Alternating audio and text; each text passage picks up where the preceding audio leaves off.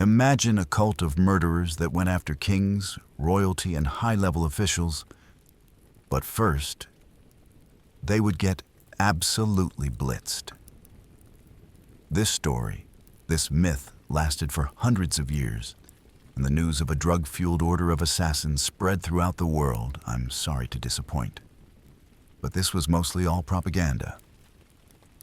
The real version, though, is far scarier. Sit back, relax, and welcome to another Sleepy History episode today.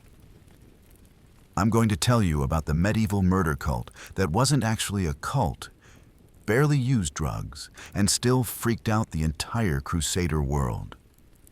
To understand why medieval Europeans were so rattled by the assassins, you have to picture what a Crusader actually saw.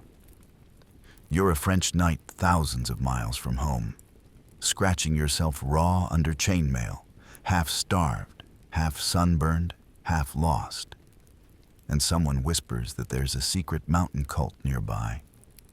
A group of drug-crazed killers who stab kings in their sleep and laugh while doing it. That is the kind of rumor that spreads faster than a fire in a dry barn. Mostly because medieval Europe loved two things: overreacting and blaming the East for anything they didn't understand. But peel back the myth for even a second, and the real story is infinitely more interesting. Before hashish became the headline, and before Marco Polo turned them into a medieval tabloid sensation, the assassins began with one man, Hasan sabbah. In 1090 CE, he climbed into the Alborz mountains in northern Iran and claimed a fortress called alamut.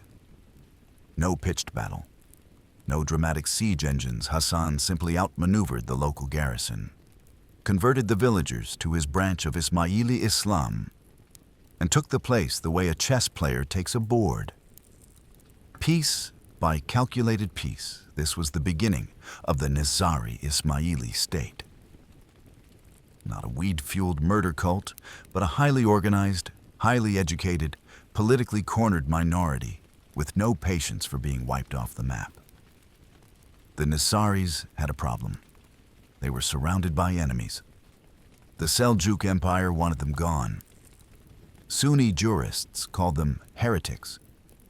Crusaders saw them as demons, and when you're outnumbered 100 to 1, you don't fight fair. Hasan understood that perfectly. He didn't try to build a massive army or conquer vast territory. Instead, he built a network.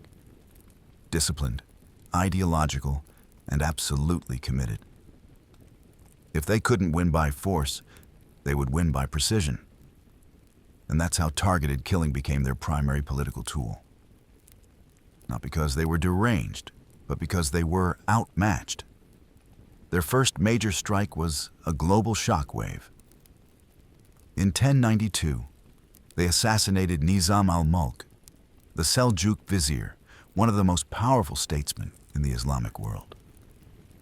His death destabilized the empire so dramatically that some scholars argue the Seljuk decline began right there, on that day. The assassin who did it wasn't high. He wasn't hallucinating. He wasn't screaming mystical chants.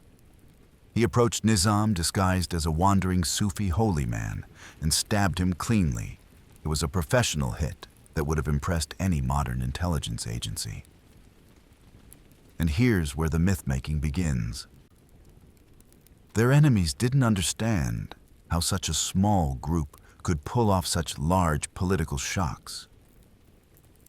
It was easier, and frankly, less humiliating, to claim the assassins were deranged drug abusers with magic gardens than to admit they'd been outmaneuvered by a mountain sect with better organizational discipline than most European armies. The term hashashin, which eventually morphed into assassin, probably wasn't about hashish at all. Most serious historians agree it likely came from asasiyun, meaning the faithful or people of the foundation. But the Crusaders heard what they wanted to hear. In their minds, a disciplined political movement became a pack of intoxicated murder goblins. Marco Polo didn't help.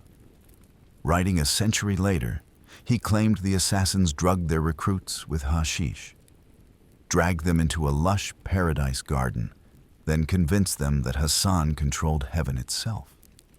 It's a fun story, the kind of thing medieval Europeans ate up like gossip at a tavern, but it has no basis in any Islamic, Persian, or Nizari source. Polo was telling a tale, not reporting history. But Europe loved the tale more than the truth. And that's why we remember the assassins as stoned murder monks instead of a sophisticated insurgent network. So what were they actually doing? The Nizaris practiced a methodical, near-clinical style of targeted killing. Their operatives, called fidas, those who sacrificed themselves, were not drugged, and they were not chaotic. They trained for years. Some lived under cover inside enemy cities for months, even decades, waiting for orders. They learned languages, customs, hierarchies. They blended in as apprentices, servants, merchants. Imagine doing deep cover intelligence work without phones, radios, or backup. That was the fighters' reality. And when they struck, it was calculated political messaging. They killed viziers, governors, anti-Ismaili theologians, even crusader leaders like Conrad of Montferrat in 1192. And they did it in the open, often in daylight, often in sacred or symbolic spaces, right in front of the victim's guards. Because the goal wasn't escape, the goal was psychological warfare. Their attackers almost always died after the strike, but that was the point. You can't intimidate someone with a weapon unless they believe you are willing to die to use it. This freaked out their enemies more than any drug could. Seljuk rulers became paranoid. Crusader knights slept with guards in their bedrooms. Even Saladin, possibly the greatest military commander of the era, survived at least one attempted assassination and promptly negotiated with the Nizaris afterward. He didn't buy the hashish myth. He understood exactly what he was dealing with. A tightly disciplined militia with ideological unity and endless patience. The best part? The Nizaris rarely corrected the rumors. They let their enemies tell wild stories about mystical gardens and drugged killers. Why ruin a good psychological weapon? Fear is cheaper than an army. If the legend gave us drug-soaked zealots leaping off battlements in trances, the real version gives us something much harder to dismiss. A mountain fortress full of people who were smarter, more disciplined, and far more strategic than the Crusaders ever expected. Alamut wasn't a mystical death garden or a palace where assassins lounged in narcotic bliss. It was a fortress perched on a knife-like ridge in the Elburz mountains of northern Iran. So narrow and steep that entire armies hesitated at the idea of climbing it. You don't storm a place like that. You don't even approach it without rethinking your life choices. From the top, the Nizaris could see every approach road, every dust cloud, every army trying to creep up the valley. And once you understand the geography, you understand the entire story. Hassani Sabbah didn't build a cult. He built a state designed to survive in the cracks between much larger, much angrier empires. Inside those walls, the picture looks nothing like the European myth. The Nizaris built libraries. They studied mathematics, astronomy, theology, logic. They translated Greek and Syriac texts. Their scribes copied manuscripts with a precision that would make a modern editor cry with jealousy. Even the people who hated them admitted they were frighteningly well educated. One Sunni chronicler wrote that the Ismailis argued like philosophers and killed like soldiers. And honestly, That's one of the best mission statements a medieval community ever had. Their military doctrine grew out of necessity. They didn't have the numbers for big battles. They didn't have the wealth for long campaigns. What they had were small fortified enclaves scattered across Iran and Syria, and a handful of incredibly disciplined operatives willing to trade their lives for political leverage. So, instead of fighting armies, they fought panic. They went after political, military, and religious elites, the people whose deaths actually changed things. And to be clear, they weren't running around randomly stabbing folks in alleyways. Fidas spent months living inside target cities.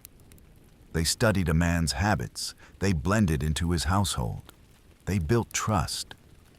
They chose moments when a killing would be unmistakably symbolic. Sometimes they struck during ceremonies, sometimes during prayers, sometimes in broad daylight. The point wasn't just to remove an enemy.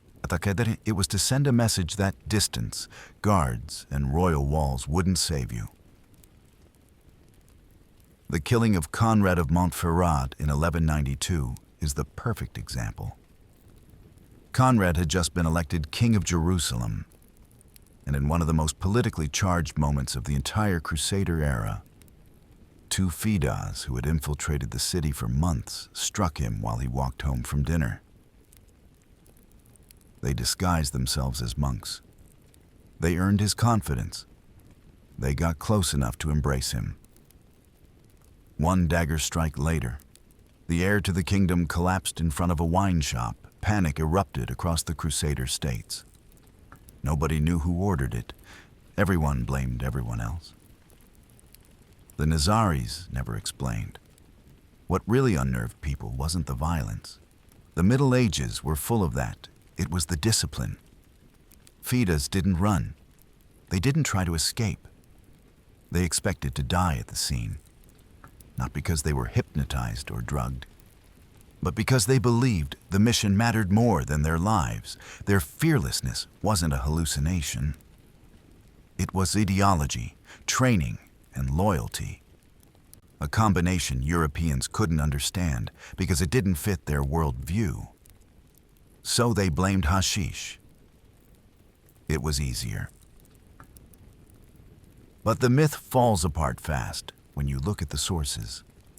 Arabic, Persian, and Ismaili accounts from the 11th to 12th centuries don't mention hashish use at all, not once. The people closest to them saw devotion, not intoxication. The hashish theory comes almost entirely from Crusader writers who needed a way to explain why these men didn't flinch. And once the rumor started, medieval storytellers did what storytellers do. They embellished until it became folklore. That folklore eventually morphed into the modern word assassin, which says more about Europe's imagination than it does about nizari practice. Meanwhile, the nizaris themselves understood exactly how powerful reputation could be. There are documented cases of them sending warnings in the form of daggers left beside a ruler's bed, not as a threat, but as proof of access. When Sultan Sanjar reportedly found a blade stabbed into the ground next to his pillow. Whether the story was embroidered or not, the message landed. If we had intended to kill you, you would already be dead. Their whole strategy depended on that psychological edge. They didn't need a huge army. They just needed rulers to hesitate to rethink, to wonder which guard, servant, or monk might not be what he seems. And despite the sensational reputation, assassination wasn't even the core of Nizari life. It was one tool among many. Their communities farmed, traded, studied, built, and governed. They were persecuted heretics in the eyes of most regional powers, Seljuks, Abbasids, Ayyubids, Crusaders, so they built a system designed to survive inside hostility. If a particular governor or judge was brutal toward Ismailis, a fidir might be deployed, If negotiations could solve it, they negotiated. If tribute would buy another month of peace, they paid. They didn't thrive on violence.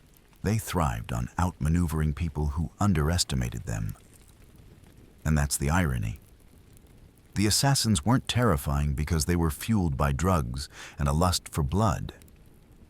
They were terrifying because they were calculated, had everything dialed into a science, and were stone-cold sober. If you really want to understand how the assassins became the Middle Ages' favorite nightmare, you have to look at the man who built the system in the first place. Hasan sabbah. Picture a scholar who could out-argue theologians, out-discipline monks, and out-paranoid every warlord within 1,000 miles. He wasn't a warlord himself, he wasn't a general. He was a strategist who realized that controlling ideas was more powerful than controlling territory, and that ideas could be defended by geography. Before he became the old man of the mountain, Hasan spent years immersed in theology and philosophy. He studied in Ray and Isfahan, debated scholars, and eventually joined the Ismaili mission, a movement inside Shi'ism that believed in a hidden lineage of imams descended from the Prophet. This wasn't fringe mysticism. It was a full intellectual tradition. Ismaili thinkers wrote treatises on cosmology, logic, mathematics, and political theory centuries before Europeans caught up. These were people who loved ideas so much, they'd happily debate them until sunrise. When the Seljuk Empire began persecuting Ismailis in the late 1000s, Hasan made a decision that changed world history. He seized Alamut in 1090 without spilling a single drop of blood. That's the part everyone skips. The most infamous murder cult took over its legendary fortress not by massacre, but by negotiation and persuasion. The local lord surrendered after Hasan convinced the garrison to join him. No drugs, no mysticism, just politics and an absolutely unreasonable amount of charisma. From that mountaintop, Hasan built a network that stretched across Persia and Syria. Dozens of fortresses, hundreds of hidden communities, thousands of followers. And unlike feudal states around them, the nizaris didn't rely on hereditary rule. They recruited on ability. A peasant with talent could become a scholar or a commander. A scholar could become a leader. That social permeability made them dangerous. Meritocracies always scare empires built on birthright. Of course, their enemies didn't see any of that. They just saw shadows. Imagine you're a Seljuk vizier in the early 1100s. The Ismailis are heretics, scattered under pressure. You're not worried. Then suddenly, high-ranking officials start turning up dead. Governors, military leaders, judges. Not slain in battle, but stabbed in their own courtyards, on their way to mosque, in front of witnesses. And the killers don't run. They stand there, calm, holding the dagger, sometimes greeting guards politely as they're cut down. That scares people in a way armies don't. By the early 12th century, the nizaris had perfected the art of targeted influence. Nizam al-Mulk, the powerful Seljuk vizier, was murdered in 1092. An event so shocking that chroniclers wrote about it for generations. No one knows for certain whether a fida killed him, but the rumor alone changed politics. Governors who once talked openly of crushing the Ismailis suddenly changed their tone. Some paid tribute. Some signed treaties. Some simply stopped provoking them. Fear was a diplomatic currency, and the nizaris minted it with precision. But here's the twist. The nizaris didn't assassinate nearly as many people as you'd think. Across 2 centuries, reliable sources list fewer than 50 confirmed killings. That's it. 50. A rounding error compared to the body counts of crusader armies, Mongol hordes, or European kings who executed peasants for sport. But the psychological weight of a targeted killing? That lasts generations. Take the story of Raymond II of Tripoli in 1152. Two Fidas ambushed him outside the city walls, stabbed him several times, and then, instead of trying to flee, bowed their heads and waited for the reaction. The knights hacked them to pieces on the spot. Yet afterward, the entire region spiraled into conspiracy theories about who ordered the hit the Byzantines accused the Crusaders. The Crusaders accused the Nizaris. The Nizaris said nothing, because silence was part of the brand. And that's the thing. The assassins were the first people in history to fully weaponize mystery. They built an aura that operated like medieval psychological warfare. Sometimes they'd infiltrate a city for months just to leave a dagger on someone's pillow as a warning: no blood, no violence, just proof of access. That kind of message sticks with you.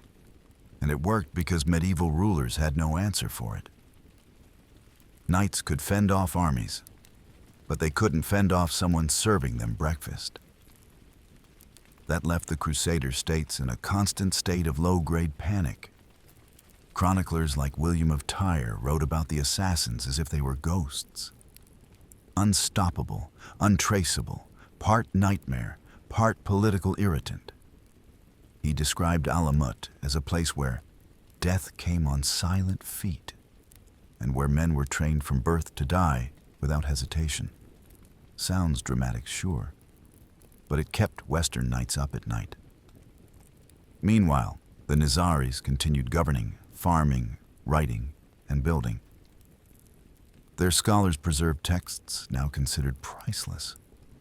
Their fortresses displayed engineering that impressed even their enemies. When Saladin rose to power in the 1170s, he tried to crush them. He failed twice. The assassins got so close to killing him in 1176 that he ended up forming a truce. The man who defeated Crusader armies still couldn't handle the people Europeans called drug-crazed fanatics, because they weren't fanatics. They were strategic. Everything the Crusaders didn't understand became myth. Everything they feared became exaggeration, and everything they exaggerated turned into the modern pop culture version of the assassins. Wild-eyed men controlled by narcotics and promises of paradise. Once the Crusaders arrived in the Levant, the assassins gained something they hadn't asked for, but gladly used: international press coverage. Western chroniclers ate up every rumor the Seljuks and Sunnis spread about them, because the Europeans were already primed to fear anything even slightly exotic. To a Frankish knight raised on stories of saints and demons, a sect of mountain-dwelling killers who moved like phantoms, was the medieval equivalent of binge-worthy true crime. The Crusaders had their first major contact with the Nizaris in the early 11th century. At this point, the Frankish states were trying to figure out who controlled which valleys, which mountain passes, and which fortresses. And they quickly realized the Nizaris were not just another local faction. The Nizaris held a series of nearly impregnable castles in the mountains of Jabal al-Bahra and Jabal al-Sumak, including the now legendary Masyaf, if Alamut was the brain of the operation. Masyaf was the beating heart in Syria, and its chief there, Rashid al-Din Sinan, was the man who turned the assassins from a regional nuisance into a geopolitical headache for half the known world. If Hassani Sabbah was the architect of the state, Sinan was the showman. Born somewhere in Persia, educated in Alamut, he arrived in Syria around 1160 and immediately understood something the Crusaders didn't. Reputation is sometimes more powerful than reality. Under him, the assassins became a brand, one that everyone feared, yet no one fully understood. He cultivated the mystery, encouraged the rumors, and deployed his fidas in ways that were as psychological as they were political. The most famous story involves King Amalric of Jerusalem and a meeting with Sinan's envoy. According to William of Tyre, who was no fan of the Nizaris, Sinan once demonstrated his authority by signaling to two of his followers atop the battlements. Without hesitation, both men stepped off the walls to their deaths. Dramatic? Absolutely. True? Probably exaggerated. But you know what? It didn't matter the story spread. Pilgrims whispered it. Crusader kings discussed it in their war councils. And even if Sinan never actually ordered such a demonstration, the fact that people believed he could was worth more than 1,000 soldiers. Saladin found that out the hard way. In 1176, during his attempt to unify Syria and crush the Crusaders, he marched against Masyaf. It should have been easy. He commanded tens of thousands of troops. The Nizaris had a fortress and a few hundred men. But one night, after setting up camp, Saladin woke to find a dagger planted in the ground next to him. Attached was a note warning him to back off. No one had seen anyone enter the tent. No one had heard footsteps. But someone had been close enough to touch his pillow. Saladin, not known for superstition, took that message seriously. He withdrew and negotiated instead. Imagine being a medieval warlord, someone who'd cut his way through half the Middle East, realizing someone could slip in and out of your tent like a breeze. That's the Nizaris' entire playbook in one moment. It didn't matter if they could kill you. What mattered was that you believed they could. And so the Crusaders lived with that fear for decades. Chroniclers wrote about the assassins in the same tone Europeans would later use for vampires or secret societies. The Knights Templar, in particular, became obsessed with them. Walter Map, writing in the late 1100s, described the Nizaris as men who obey their master with such devotion they would leap to their death at a gesture, perpetuating the same stories that would eventually bloom into the hashish myth. But here's the part that really irritates historians. The drug angle. Hashish, ecstatic hallucinations, gardens of paradise, was almost certainly fabricated by crusaders who didn't understand Islamic theology and wanted to sensationalize it. The earliest claim of drug use comes from Marco Polo in the late 1200s, more than a century after Sinan. And Polo's description reads like a guy who heard a story from a guy who heard a story from another guy, while drinking in a caravanserai. Exotic, dramatic, and almost certainly nonsense. The real fidas weren't drugged puppets. They were trained, disciplined, and ideologically committed. They studied languages, memorized city layouts, learned to blend into crowds, and could pass as merchants, soldiers, servants, or pilgrims. Many spent months or even years undercover before making a move. If anything, they operated more like early intelligence operatives than what we picture as assassins. Meanwhile, the Nizaris continued stabilizing their communities. They built irrigation systems, developed scholarship, and set up trade networks. Their libraries housed works of theology, astronomy, mathematics, and philosophy. That part rarely makes the movies, because the assassins were also excellent librarians. Doesn't sell as many books. But it's true. Even their enemies commented on their intellect. Sunni scholars who hated their theology still acknowledged their organizational skill. But as with all medieval powers, reputation eventually turned into liability. Once people decide you're capable of anything, they start blaming you for everything. If a governor died mysteriously, must be the assassins. If a political rival slipped on stairs, probably an assassin plot. If a nobleman woke up with a stomachache, you guessed it, Never mind that medieval life was already wildly dangerous. Disease, intrigue, bad meat, crusader politics. It all became fodder for the assassin myth. And that myth grew legs. By the late 12th century, Europe believed the nizaris were responsible for political killings across the entire Middle East.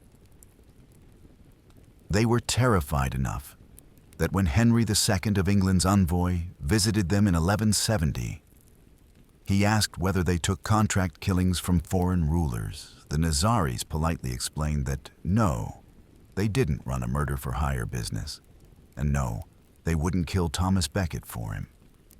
But the fact that someone even asked tells you how wild the rumor mill had become.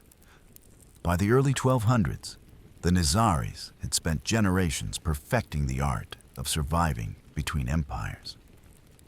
They were a minority sect tucked into mountain fortresses, surrounded by people who considered them heretics. And somehow, they'd built a functioning state anyway. They negotiated when they could, threatened when they needed to, and made themselves just valuable enough or scary enough that larger powers hesitated to crush them. But then the Mongols arrived, and the Mongols did not hesitate about anything.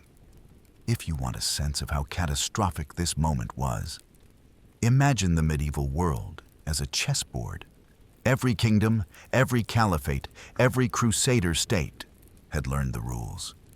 Then the Mongols walked in, flipped the board, and started setting fire to the pieces. They moved differently from anyone the nizaris had ever encountered. They didn't bluff. They didn't negotiate out of fear. And they didn't care about mountain fortresses, because they could drag entire forests to build siege engines on the spot. The first serious clash came under Mongke Khan, Genghis Khan's grandson. In 1253, Mongke ordered Hulagu, another grandson, to march west and eliminate the nizaris once and for all, not negotiate. Not intimidate, eliminate. The Mongols considered the nizaris dangerous, not because they commanded vast armies, but because they were unpredictable. A handful of men willing to give their lives could kill a governor, a general, maybe even a khan. And if there's one thing the Mongols hated, it was the possibility of losing control. The nizaris saw them coming and panicked. You can almost feel the fear in the letters their leaders sent to Baghdad and the Crusader states. It was the medieval equivalent of sending frantic emails to every colleague you've ever met, hoping someone will intervene. Spoiler, no one intervened.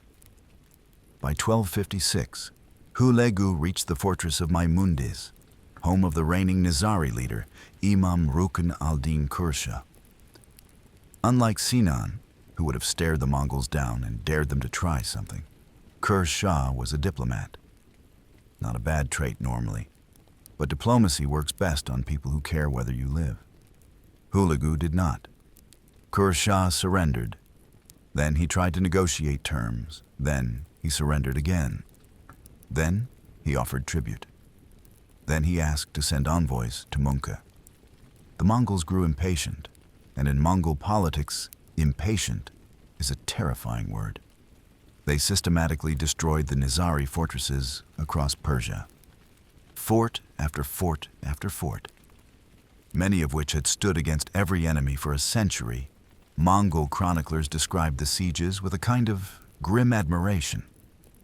Even the stones defended themselves.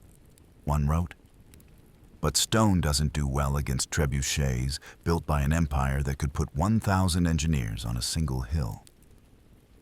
And then came Alamut. Alamut was not just a fortress. It was the beating soul of the Nizari state. Their university, their archive, their treasury of manuscripts.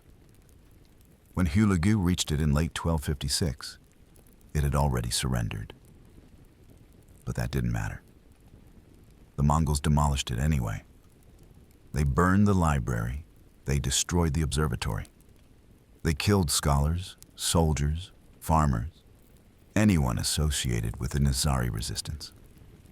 Persian historian Atta Malik Juvaini witnessed the destruction and later claimed he saved a handful of books from the fire. The irony. Juvaini was deeply biased against the Nizaris, but because he was one of the only eyewitnesses, historians still rely on him. Imagine your worst enemy writing your biography and everyone believing it. With alamut gone, the myth of the assassins changed. They didn't disappear, but the world stopped fearing them the same way. The Mongols had shown that a determined enough force could break the spell. But the legend lived on, especially in Europe, where Marco Polo later added his famous and famously unreliable version of events. The secret garden of paradise, the hashish, the drugged recruits, all embellishments. Polo probably never even visited Alamut. He may have heard the stories from merchants in Tabriz, or he may have invented them to impress his readers, hard to say. The medieval publishing world wasn't exactly big on fact-checking. But the drug myth stuck because it was dramatic, and Europeans loved a sensational story. Assassin entered Western languages almost entirely because of Polo's embellishments. The Arabic word hashashin probably had nothing to do with hashish. More likely it meant troublemakers, rabble-rousers, or, depending on the dialect, literally people who make noise. Medieval insults had range. By the 15th century. We start seeing clearer traces again. Small Nizari communities in the Persian mountains, trading networks across Central Asia, and records of imams who maintained authority despite being forced into constant relocation. The modern line of Nizari imams, known today through the Aga Khans, descends from this period of reconstruction. It's a long, uneven timeline. Fragmentation in the 1200s, partial reorganization in the 1400s, broader institutional growth by the 1800s. At the same time, the legend of the assassins spread faster than the reality ever could. Medieval chroniclers repeated each other's exaggerations. European travelers like Marco Polo copied stories already distorted by 2 centuries of storytelling. Ottoman and Safavid writers inherited those narratives and added their own political spin. By the time Western Orientalists showed up in the 19th century, the entire subject had hardened into myth. That means we're left with 2 parallel histories. The real Nizari Ismailis, who adapted, migrated, endured Mongol destruction, survived persecution, and eventually became a transnational religious community. And the imagined assassins, who existed mostly in the minds of their enemies. The documented record shows that the Nizaris used targeted killing as a political tool. They did not operate as a drug cult. They did not train child soldiers in artificial paradises. And there is no contemporary evidence of hashish being central to their training or ideology. Their operations were strategic, limited in number, and designed for specific political objectives, usually eliminating key Seljuk or Sunni officials who threatened their survival. That difference matters historically, but it also explains why the myth stuck. Their real tactics were effective enough that larger empires repeated the legends to justify wiping them out. The Mongols cited the danger of their covert operations when leveling their fortresses. Crusader chroniclers leaned into the exoticism because it made good stories. Later historians repeated it because it was dramatic. And while the myth took on a life of its own, the actual Nizari communities continued into the modern era, eventually becoming one of the most globally dispersed branches of Shia Islam. Today's Nizari Ismailis, numbering in the millions, have no institutional connection to the medieval Fidai, but they preserve the lineage of that community through their imamate. So the end of the assassins is less of a dramatic finale and more of a transition in the historical record. The fall of Alamut in 1256, the execution of Rukn al-Din in 1257, the survival of scattered communities afterward, and the persistence of a myth that outgrew its source until it became the version most people know. No secrets, no drug-fueled murder cult, just a small medieval sect navigating hostile empires, and the stories that people told. I hope you enjoyed our deep dive tonight. And if you're still up, check the description for another video you might enjoy. Until next time, I'll talk to you later. Have a great rest of your night.